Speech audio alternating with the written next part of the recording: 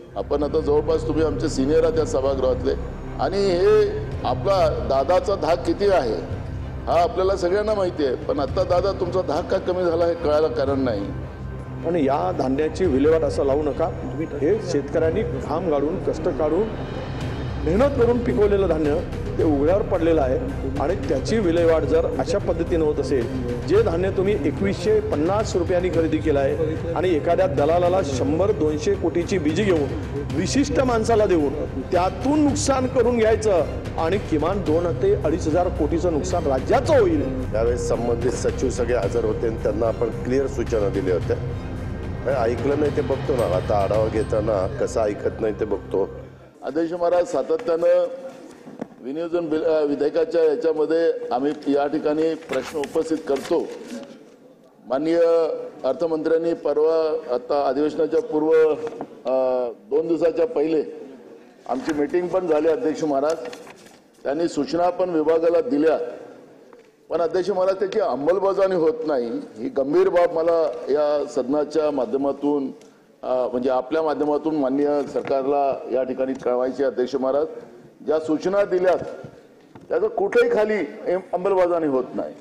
मग विरोधी पक्षाकडे हे आयुध जे आहे अध्यक्ष महाराज, या आयुधाचा उपयोग करून आम्ही आपल्या राज्यातल्या विविध भागामध्ये जिथं जिथं काय योजनांचं अंमलबजावणी करावी लागते, मतदारसंघातली करावी लागते, त्याच्यासाठी हा आयुध आहे अध्यक्ष महाराज। पण याची अंमलबजावणीच्या बाबत हे जे शून्यपणा आहे, तर विरोधकांच्या मतदारसंघात त्यांच्या सांगण्याप्रमाणे कामच व्हावी नाही अशा पद्धतीचं हे सरकार काम करते का, हा एक प्रश्न माझ्या मी आपल्या माध्यमातून सरकारला सांगतो। अध्यक्ष महाराज, परवा दिलेल्या दादा आपण ज्या सूचना होत्या दादा खाली अजूनपर्यंत कुठली अंमलबजावणी सुरू झालेली नाही। दादाचा धाक आम्हाला माहिती आहे। आपण आता जवळपास तुम्ही आमचे सिनियर आहात त्या सभागृहातले सुधीर भाऊ, नाही तेच म्हटलंय। आणि हे आपला दादाचा धाक किती आहे हा आपल्याला सगळ्यांना माहिती आहे। पण आता दादा तुमचा धाक का कमी झाला हे कळायला कारण नाही। पण मला ज्या परवा आपण सूचना दिल्या त्याची अंमलबजावणी तातडीनं व्हावी आणि ते आपण त्याची अंमलबजावणी व्हावी अशी माझी अपेक्षा। अध्यक्ष महाराज, माझ्या या ठिकाणी एकूण जे याच्यामध्ये ज्या आमच्या हे होत्या मागणी क्रमांक B1 मुख्य लेखा सेशक 2055 पोलीसच्या बाबतचा अध्यक्ष महाराज या ठिकाणी आहे। अध्यक्ष महाराज, मागच्या वेळेसही आम्ही मांडलेले होते अध्यक्ष महाराज। याच्यामध्ये इमारती लाखांदूर साकोली या ठिकाणी पोलिसांसाठी त्यांची घरं आणि त्या पोलिसांची रिक्त पदं हे भरण्याच्या बाबत अध्यक्ष महाराज, तिकडे आमच्या इकडे अशी हे झालं की भंडारा गोंदिया या जिल्ह्यामध्ये गडचिरोली या जिल्ह्यामध्ये पदं भरली जातात पोलीस इन्स्पेक्टर आणि या सगळ्यांची, पण काही दिवसानंतर त्यांच्या बदल्या केल्या जातात आणि बदल्या केल्या की मग तिथं जागा रिक्त ठेवली जाते। तर त्याच्यामुळे याची एक नोंद घ्यावी। आता पण आपण बदल्या केल्या गेल्या आहेत, पण त्याच्या बदल्याला आम्हाला तुम्हाला पदं भरली गेली नाहीत आणि त्याच्यामुळे ज्या लोकांच्या बदल्या झाल्या ते काम करायला तयार नाहीत आणि त्याला जबरदस्ती तिथल्या अधिकाऱ्यांना थांबवून ठेव आणि त्या कर्मचाऱ्यांच्या पोरांच्या ऍडमिशनचा प्रश्न त्या ठिकाणी निर्माण झाला। सरकारने तातडीनं या सगळ्या व्यवस्थेकडे लक्ष करावं ही एक भूमिका अध्यक्ष महाराज। दुसरा महत्त्वाचा विषय अन्न व नागरी पुरवठा विभागाचा। अध्यक्ष महाराज, आमच्याकडे धानाची शेती केली जाते आणि समर्थन मूल्याच्या माध्यमातून धान मोठ्या प्रमाणात खरेदी केला जातो। ज्या संस्था खरेदी करतात त्यांच्या जो गोडाऊन्स नाही, किरायाचं कुठलं तरी घर घेतलं जातं, कुठं गोडाऊन घेतलं जातं आणि अध्यक्ष महाराज तिथे गोडाऊन्स नाही। त्यामुळे सरकारने तातडीनं ही गोडाऊन निर्मिती करून देऊन धान्य साठवणुकीच्या दृष्टिकोनातलं त्या पद्धतीची तयारी दाखवावी आणि मोठ्या प्रमाणात हे धान्य खराब होते। अध्यक्ष महाराज, त्याच्यामध्ये तर असं आहे की हे धान्य खराब झालं तर त्या दारू फॅक्टऱ्यांना त्याचं ऑक्शन केलं जातं, कमी किमतीमध्ये दिलं जातं, राज्याच्या तिजोरीवर चुना लावला जातो अध्यक्ष महाराज। आणि त्याच्यामुळे याच्याप्रमाणे आम्हाला प्रत्येक समजा नाही प्रत्येक गावात बांधून दिलं तरी आमची मागणी अशी आहे की पंचायत समिती सर्कल न्याय मोठे मोठे गोडाऊन्स त्या ठिकाणी धान्य साठवणीच्या दृष्टिकोनातून करून दिलं तर शेतकऱ्यांचाही मोठ्या मेहनती आणि कष्टाने पिकवलेलं धान हा त्या ठिकाणी सुरक्षित राहील आणि राज्याच्या तिजोरीला जो चुना लावला जातो तोही लागणार नाही, या पद्धतीची भूमिका या ठिकाणी मांडतो अध्यक्ष महाराज. दुसरा महत्त्वाचा मुद्दा असा या ठिकाणी अध्यक्ष महाराज, भंडारा जिल्ह्यातील बालभारती भवनाचे स्वतंत्र इमारत नसणे, पुरातनकालीन भाषा अभ्यास केंद्र नसणे, विदर्भ साहित्य संघाच्या शाखांना स्वतंत्र इमारत नसणे, त्यामुळे शासनाने याबाबत करायची कारवाई व उपाययोजना. अध्यक्ष महाराज, चौथा मुद्दा असा आहे, भंडारा जिल्ह्यातील साकोली, लाखांदूर, लाखनी या तालुक्यातील जिल्हा परिषद प्राथमिक व उच्च माध्यमिक शाळांना पुरेशा प्रमाणात वर्गखोल्या उपलब्ध नसणे, संगणक डिजिटल उपलब्ध नसणे, त्याच्या सूचना आपण परवा दिल्यात, अजूनपर्यंत अंमलबजावणी नाही. शिक्षकाची मोठ्या प्रमाणात पदं खाली अध्यक्ष महाराज. आज मी त्याचा रेकॉर्ड पूर्ण आणला अध्यक्ष महाराज, मी तुम्हाला लगेच तो आपल्याकडे पाठवतो. आज भंडारा जिल्ह्यामध्ये एकट्या 1,500 शिक्षक पदं खाली आहे अध्यक्ष महाराज. जिल्हा परिषदच्या शाळा, मी मंत्र्यांचं आणि सरकारचं आम्ही सांगतो की आता शिक्षकाच्या मेगा भरती केली जाणार आहे. काय गरिबाच्या आणि शेतकऱ्याच्या मजुरांच्या मुलांनी काय शिक्षण घ्यावंच नाही, जिल्हा परिषद शाळा बंद करायच्या. 15,000 शाळा हे बंद करायला निघाल्यात आता. जिथं शिक्षकच नाही तर विद्यार्थी कुठे राहणार अध्यक्ष महाराज. आणि म्हणून सरकारने या ठिकाणी हमी दिली पाहिजे की आम्हाला हे शिक्षकाची पदं किती दिवसात भरली जाईल, ती भूमिका. आता शाळा सुरू झाल्यात अध्यक्ष महाराज, पण शिक्षकच नाही आहे. आमची भूमिका याच्या अध्यक्ष महाराज की किती तारखेपर्यंत तुम्ही या शिक्षकाची पदं भरली जाणार आहे ते या ठिकाणी स्पष्ट केले. ते शिक्षण मंत्री यावेळेस तर अधिवेशनात दिसलेच नाही अध्यक्ष महाराज, कुठे आहेत मला माहिती नाही. पण अध्यक्ष महाराज, आमची भूमिका त्याच्यातली स्पष्ट आहे. ते वरतच राहतात, त्यांना काही तो वर आहे, तो खाली नाही तर वर आहे. अध्यक्ष महाराज, शिक्षकांची पदं किती दिवसात भरली जाणार आहे, कारण की मुलांचं भविष्य याच्यामध्ये आहे अध्यक्ष महाराज, येणाऱ्या पिढीचं भविष्य या ठिकाणी आहे. आणि त्याच्यामुळे किती दिवसामध्ये या सगळ्या पदं भरली जातील आणि शाळा खोल्या ज्या जीर्णावस्थेत आहेत त्याला तातडीनं किती दिवसात त्या पूर्ण केल्या जातील, त्याला निधी उपलब्ध करून दिला जाईल, ही भूमिका या ठिकाणी स्पष्ट केली पाहिजे. लाखनी तालुक्यातील न्याय मंदिराच्या स्वतंत्र इमारत नसण्याबाबत आणि त्या दृष्टिकोनातूनही तातडीनं त्याला प्रायोरिटी देऊन लाखनीला स्वतंत्र न्यायालय निर्माण करण्याच्या इमारत तयार करून देण्याची एक भूमिका या ठिकाणी मी मांडतो अध्यक्ष महाराज. तिसरा सहावा मुद्दा आहे अध्यक्ष महाराज की सामाजिक सुरक्षा व कल्याण. भंडारा जिल्ह्यातील साकोली व लाखांदूर तालुक्यातील मागासवर्गीय मुलामुलींचे शासकीय वसतिगृह उपलब्ध नसणे, साकोली, लाखनी व लाखांदूर तालुक्यातील तालुका स्वतंत्र शासकीय निवास आश्रमशाळा उपलब्ध नसणे, त्यामुळे शासनाने याबाबतची कारवाई. अध्यक्ष महाराज, ओबीसीच्या मुलामुलींसाठी शासनाने घोषणा केली होती की आम्ही तालुका आणि जिल्हा पातळीवर आम्ही वसतिगृह निर्माण करून देऊ.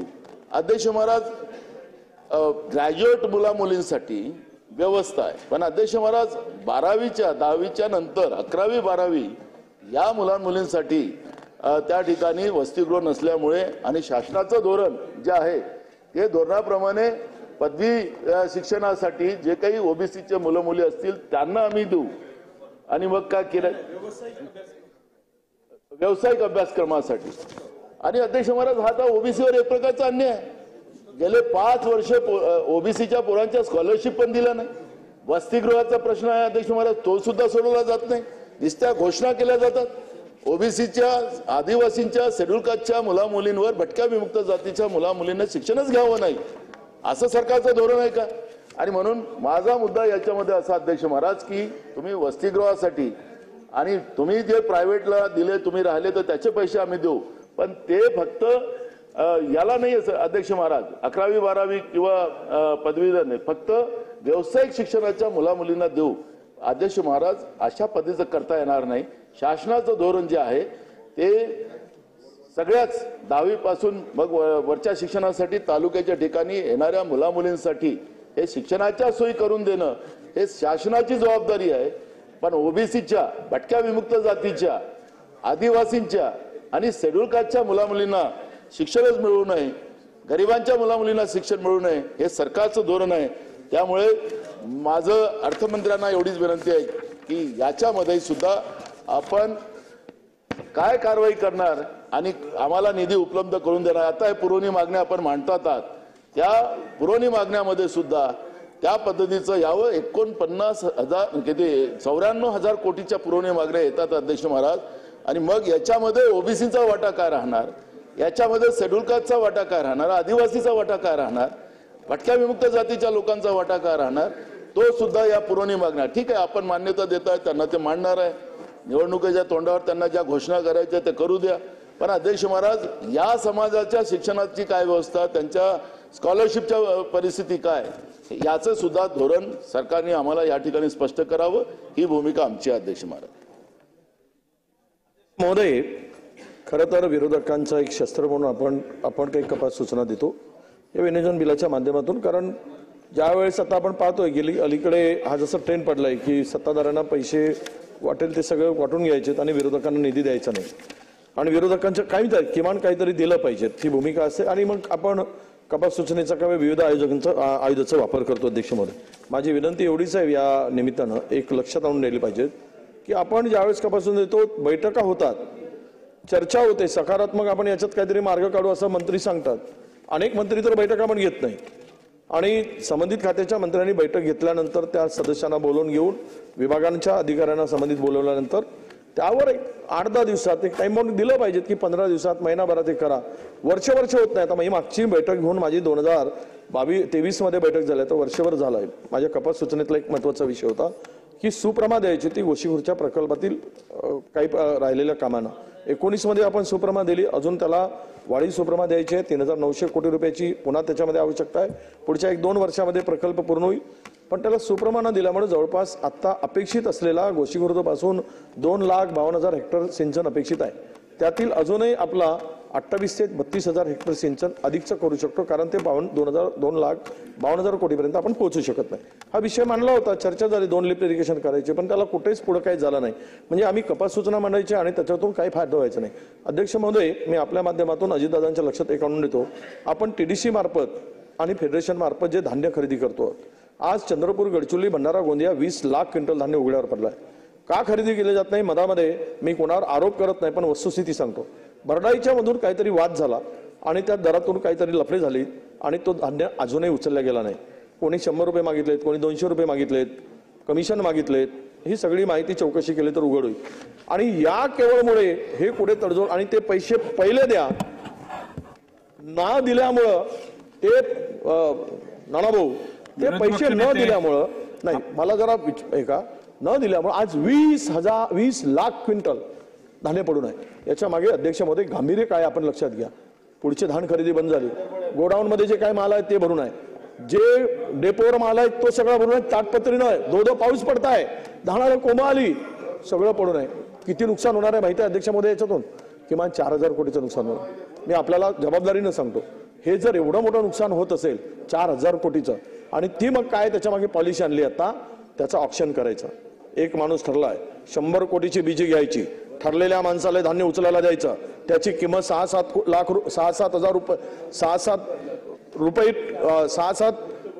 रुपयांनी किलोनी, म्हणजेच 600-700 रुपयांनी 1 क्विंटल धान्य त्यांना द्यायचं. त्यातून मोठा फायदा उपडून घ्यायचा आणि शेतकऱ्यांना वाऱ्यावर सोडायचं. एवढं पाप मोठं होणार आहे. हे मी गंभीराने यासाठी सांगतो, शेतकरी पिकवून जो धान्य पिकवलं आहे अध्यक्ष महोदय, त्यामुळे हे गांभीर्य लक्षात घेऊन किमान आपण ते धान्य सुरक्षित राहील एवढ्यासाठी ती व्यवस्था करावी. काही मधामध्ये तुमच्या भाषणातून आलंय की आम्ही काही गोडाऊन वगैरे बांधणार आहोत, पण या धान्याची विल्हेवाट असं लावू नका. हे शेतकऱ्यांनी घाम गाळून कष्ट काढून मेहनत करून पिकवलेलं धान्य ते उघड्यावर पडलेलं आहे आणि त्याची विल्हेवाट जर अशा पद्धतीने होत असेल, जे धान्य तुम्ही 2150 रुपयांनी खरेदी केलं आहे आणि एखाद्या दलालाला 100-200 कोटीची बीजी घेऊन विशिष्ट माणसाला देऊन त्यातून नुकसान करून घ्यायचं आणि किमान 2 ते 2,500 कोटीचं नुकसान राज्याचं होईल. आणि आत्ताच्या स्थितीमध्ये हे परवडणारं नाही. लाडली बहिणा वगैरे तुम्ही आणलात, किमान त्यांच्या उपयोगी पडेल, पण असं फुकटचं मारू देऊ नका अशी माझी आपल्या माध्यमातून विनंती आहे. फार मोठं काम याच्यातून पुण्याचं होईल. आता त्यामध्ये अधिक बोलायला गेलो तर पुन्हा वेळ जाईल. हा एक महत्वाचा विषय. दुसरा महत्त्वाचा विषय असा आहे की अध्यक्ष महोदय, विनियोजन बिलाच्या माध्यमातून कपात सूचना आपल्याकडे दिलेली आहे. गडचिरोली जिल्ह्यातील ते गेलेत मंत्री निघून, आरोग्य विभागाच्या जागा तातडीनं भरायचा आदेश करा. फार वाईट अवस्था आहे. आम्ही कुठायचे आहेत ते प्रकाश विरोधी आमटे दादा आमचे खूप मेहनत मान्य करतात. कपात सूचनेचा विषय हो. नाहीये. नाही, मी जरी नसला तरी मी जे मांडले विषय इतर विनियोजन आयुक्तांना बिलावर मांडा ना. आणतो मी, पण मला जरा हे गांभीर्य होतं त्याचं अध्यक्ष महोदय, आपण समजून घेतलं पाहिजे. मी काही अदरवाईज बोलत आता नाहीये. लवकर- म्हणजे त्याचं गांभीर्य विनियोजन बिलाचं आम्ही काय याला विरोध करत नाही. सप्लिमेंटरी पण आपल्याला सप्लिमेंटरी पण चालू आहे, करायची. पण माझी विनंती अशी आहे की ते मी बोललो त्याचं उत्तरही नाही आलं. ते मंत्री महोदय निघून गेलेत.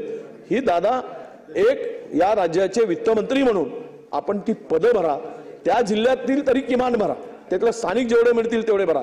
पेसा अंतर्गत असतील त्या पेसा गावातील भरून टाका, पण ती आरोग्य यंत्रणा सुधारावं अशी अपेक्षा आपल्याकडनं करतो. धन्यवाद. चला, प्रश्न असा आहे की अध्यक्ष महोदय, सन्माननीय ज्येष्ठ सदस्य नाना पटोले साहेब आणि विरोधी पक्ष नेत्यांनी इथं काही मुद्दे उपस्थित केलेले आहेत. मला त्याबद्दल एवढंच सांगायचं आहे की विनियोजन विधेयकावरील मुद्द्यांच्या बाबत सन्मान्य सदस्य नाना पटोले साहेब 15 ऑगस्ट पूर्वी बैठक त्या ठिकाणी घेतली जाईल, 15 ऑगस्ट 2024 पूर्वी. आणि मागे जी आपण बैठक घेतली होती, मला वाटतं गेल्या महिन्यात घेतलेली होती, त्याचा पण आढावा घेतो त्या बैठकीमध्ये की बाबा त्यावेळेस ठरलेलं होतं आणि त्याचं काय काय झालं. मग ते तुमच्या शाळांच्या बद्दलचं असेल, पोलीस स्टेशनच्या बद्दलचं असेल, काही इमारतीच्या बद्दलचं असेल, त्यावेळेस संबंधित सचिव सगळे हजर होते आणि त्यांना आपण क्लिअर सूचना दिल्या होत्या. ऐकलं नाही ते बघतो ना, आता आढावा घेताना कसं ऐकत नाही ते बघतो, तर त्या प्रकारे त्याच्याबद्दलचा आढावा घेतला जाईल. आणि सन्माननीय सदस्य वडेट्टीवार साहेबांनी जो मुद्दा उपस्थित केला, खरं तर अध्यक्ष महोदय, ह्याच्याबद्दल टेंडर तर ओपन टेंडर काढलं जातं, ठराविकच कॉन्ट्रॅक्टर डोळ्यासमोर टेंडर काढलं जात नाही. तरी देखील काय नक्की विरोधी पक्ष नेत्यांनी सांगितलेले एक म्हणजे जबाबदारीनं त्यांनी सांगितलेलं आहे, तेवढंच गांभीर्याने ती गोष्ट घेऊन